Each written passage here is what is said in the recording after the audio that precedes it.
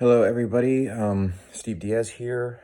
Today, I want to talk about principles of Yang style Tai Chi and Qi Gong. So, these principles, they're simple rules, but not so simple in practice.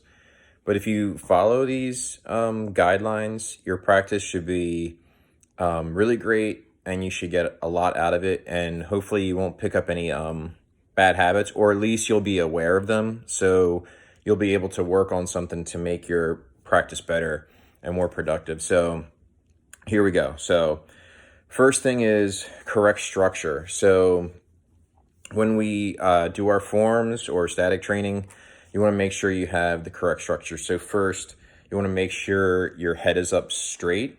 So meaning like your head isn't like, a lot of times when you get so relaxed, like your head tends to droop. So you want to make sure your head doesn't drop. And to do that, to keep it up straight, you can either pick a spot on the wall, like ahead of you, and just focus your eyes on that. Or like what I like to do, and what my teacher used to say is, imagine there's a string attached to the center of the top of your head, and it's holding your body up, kind of like a marionette. All right, so make sure your head is up straight. Secondly, your knees are bent slightly, maybe like an inch or two, and that'll cause your sacrum, your lower back, to be flat. So when you roll your knees under and bend them, your lower back should be nice and flat. And I'll check at the back of my hand and make sure it's nice and flat. All right. So we got head up straight, knees bent, sacrum flat, and then the weight, you want to make sure you focus the weight on the foot center. So I drew some pictures here. I apologize. I'm not the greatest illustrator. But first, all right, let me just show you this. So we got from kind of like a front view here, the string attached to the center of the body, everything's nice and in alignment. And the side view, the head is up straight, the sacrum is flat, and the knees are slightly bent, all right? Now the weight goes on, here's my kind of crude foot drawing. The weight you want placed on the foot center here. In Chinese, they call it the bubbling well spring. Connected to the kidneys, I believe. But anyway, it's a big acupuncture point. It's right behind the ball of the foot. And when I train, I like to imagine there's a railway spike going through the top of my foot, down through that center point of the foot, kind of nailing me to the ground. They also call that in Tai Chi and Qi Gong like the root, or feeling rooted. And if you practice correctly, you'll almost feel like magnetized to the ground. Like your center of gravity will drop, and you'll feel like you're like rooted to the ground, like a tree root has roots. I know it sounds crazy, but and then you'll see these other points I have here, big toe, the that kind of big knuckle of the big toe, and then the heel. My teacher, Grandmaster William C.C. Chen, calls those the 3 nails. And in his version of the form, he will tell you to concentrate your weight evenly distributed between these 3 points. Now, if you do that, automatically your weight will go bam, right to that center point. All right. So for structure, just recap real quick. We got head up straight, string attached to the center of the head, keeping the body up, knees slightly bent, and the sacrum flat, and then the weight on the foot centers. All right. So now we come to, oh, I'm sorry, I almost forgot something. These different postures or shapes in the form, you want to have what my teacher called like golf ball in the armpit, meaning there's space here. You don't want your arm like closed off, except for in the mountain position, which I did a video on, and that's more kind of like Qi Gong. There is a position similar to that in the Tai Chi form. It's called like beginning, but that's the only one exception in the Tai Chi form. And all the other shapes, you'll see a space in the armpit, and the shapes are like rounded. And also what's called beautiful lady's hand. And what that means is the wrist is in line with the forearm. It's not bent backwards like this, like you'll see in some other Tai Chi systems. the wrist will be in line with the forearm. There is an exception to this when you'll see the shape like a crane bill in the single whip position in the form, and also in crane system of Qi Gong, you'll see this a lot. But pretty much the rule in the Tai Chi form is that beautiful lady's hand, wrist in line with the forearm. All right. Qi Gong's a whole nother story. There's all kinds of exceptions to the rule on that. But so we got head up straight, knees bent, sacrum flat, weight on the foot centers, beautiful lady's hand, golf ball in the armpit. Shapes are nice and rounded. And then that brings us to relaxation. You want to make sure that your body's nice and loose, joints are loose, and also the mind is relaxed also. You got relaxed mind and body. So you in the beginning, when you start practicing, your mind might be all over the place. But through this type of practice, you'll find that your mind will kind of go into this like meditative state where it's kind of funny. It's almost like you almost kind of want to have like this non-caring attitude. So like you'll be training and you'll get like I call it like in the zone. And time will just kind of like have no meaning. Like you could be training and then all of a sudden you look at the clock and it's like an hour went by and you're like, whoa, how did that happen? And it's just weird. That I don't know. That's just how it goes. So you want to relax mind and body, and then the breathing is relaxed, deep diaphragmatic breathing. Like it goes, comes from deep from the belly.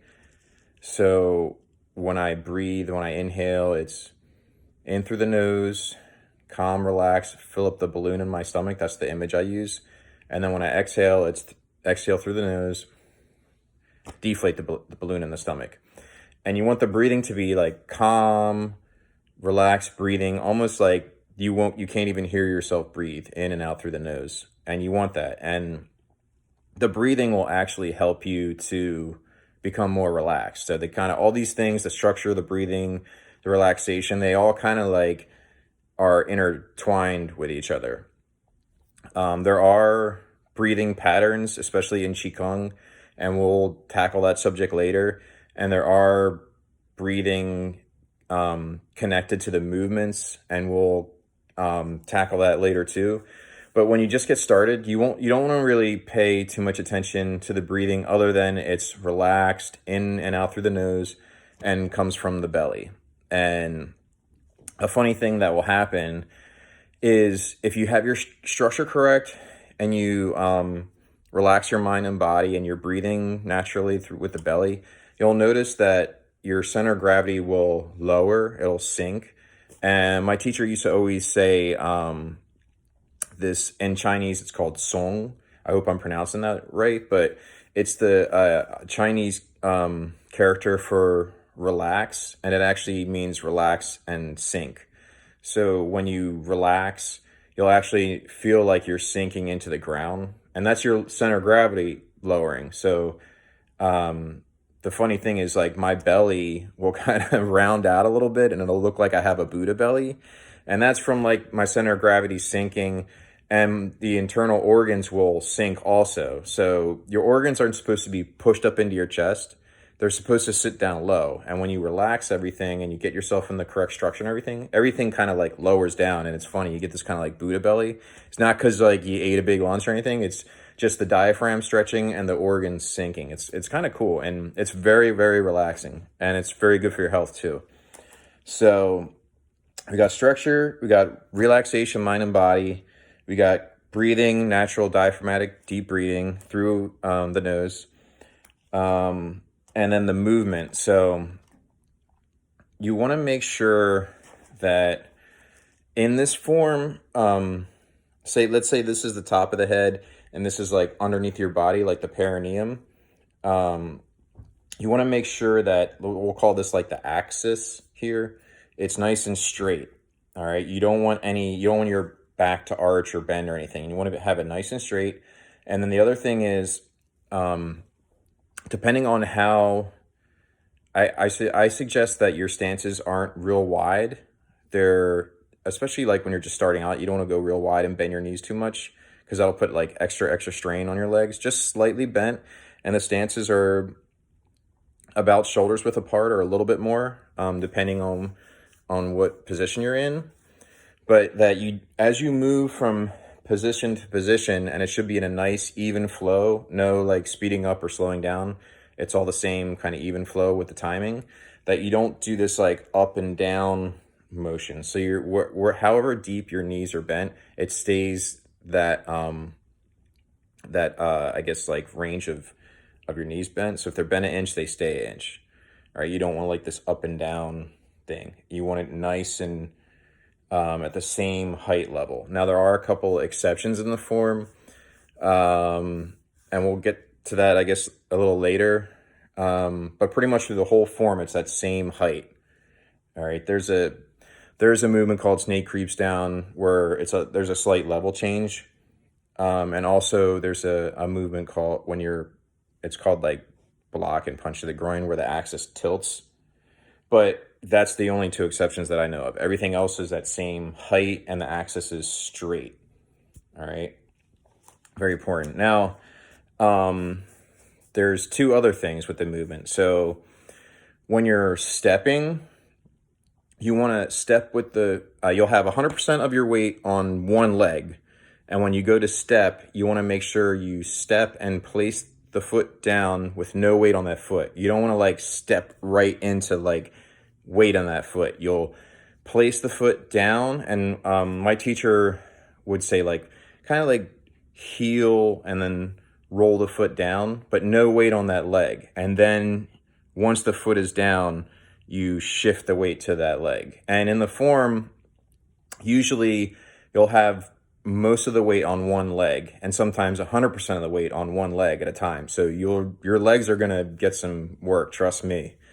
Then the other thing is, I almost forgot this is super important, is all the movements come from what the Chinese call like the dantian, or in Japanese it's called the hara, or the center. It's basically like the waist. Like imagine there's a bowling ball in your stomach. That's like the dantian. It's like this bowling ball, the center of your body, and all the movements come from there, like from the center, but they're all connected. So you don't want your arm to move without like your body moving. Like the movements in Tai Chi look really nice and flowy, but if you pay close attention to people who really know what they're doing, like you'll see that none of the appendages move independently of the body. Like it's all a unified movement. So this can help like other martial arts like jiu-jitsu, like making sure like I'm moving everything together. Could help like anything. So if you're a boxer, instead of just punching from just like using arm strength, in Tai Chi, it's like you're punching from everything together. It's I believe it's called a kinetic chain. So from your foot to your knee to your hip to your shoulder, elbow, wrist, it's a whole explosion of a punch instead of just arm strength. So that's kind of like if you want to talk about martial art application of the form, that's one of them. We're just pretty much gonna on this channel do for health and wellness benefits, but as you can see, that's important. You want to make sure all your movements come from the dantian. You'll notice that when your movements are all connected, it'll just not only it'll look nice, but you'll notice a certain feeling, and it'll just feel right. Okay, so just to recap, before I just am rambling on and on and on and on. Correct structure first, because all these other things are meaningless if you don't have the correct structure, which is head up straight, knees slightly bent, sacrum flat, weight on the foot centers.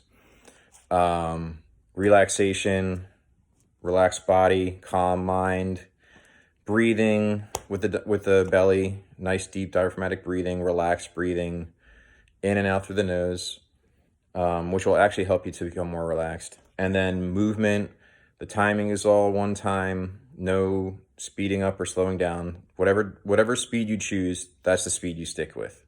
And then no up and down, except for those two exceptions I told you about, snake creeps down and groin punch. And then the unified movements with the dantian, so, or the stomach or the waist. So all the movements come from the center, and no appendage moves independently of the body. It's all connected, all right? So I hope that made some sense. If you follow these simple but not so simple rules, your practice will be amazing, and hopefully you won't pick up any bad habits. But if you do, at least you'll be aware of them, and that'll give you something to work on. I find this practice to be extremely rewarding. It's not easy at all, but if everything was easy, nothing would be like fun or rewarding. So please leave some comments, and I'll try to get back to everybody. And thank you for checking out my channel. Tell your friends, and let's blow this thing up. Thanks. Bye.